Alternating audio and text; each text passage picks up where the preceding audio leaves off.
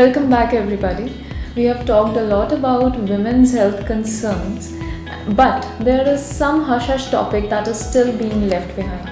तो आज हम उसी के बारे में बात करेंगे. So, welcome, doctor. Doctor, what is vaginismus? Vaginismus होता क्या है? वेजिनिस्मस एक मेडिकल कंडीशन होती है जिसमें कि वजाना के आसपास के जो मसल्स हैं वो इनवॉलंटरी कॉन्ट्रैक्टेड और स्टिफ हो जाते हैं. इसे वेजिनिस्मस कहा जाता है. So, इसके सिम्टम्स क्या रहते हैं? सिम्टम्स जैसे कि इंटरकोर्स के दौरान पेन होना.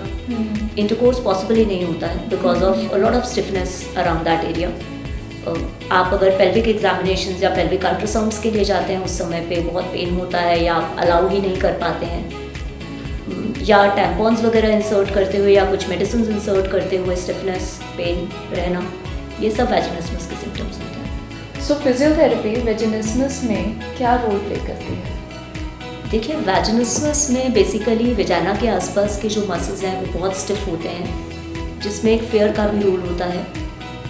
और फिजियोथेरेपी से कुछ एक तो पेशेंट काउंसलिंग और एजुकेशन होती है, साथ में कुछ एक्सरसाइजेस और मैनुअल रिलीजेस के थ्रू उन मसल्स को रिलैक्स किया जाता है और पेशेंट को ट्रेन किया जाता है कि वो कैसे एक बेटर कंट्रोल अपने पेल्विक फ्लोर मसल्स के ऊपर एक्सर्ट कर सके और अपने हिसाब से कब मसल्स को रिलैक्स करना है उसके ऊपर काम किया जाता है.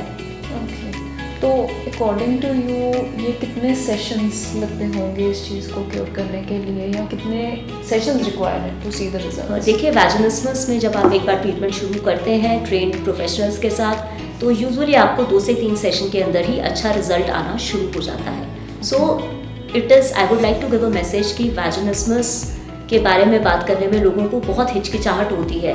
हमारे पास महिलाएं कई बार आती हैं, कपल्स आते हैं मैरिज के 5, 6, 7 ईयर्स के बाद कि बिकॉज अब तक कभी भी एक बार भी वो सेक्सुअल इंटरकोर्स कर ही नहीं पा रहे होते हैं, और अब जब फैमिली से प्रेशर आना शुरू होता है कि now you should try for a conception और start thinking about having a child, then they go to the medical professionals to seek help कि अब कैसे करें.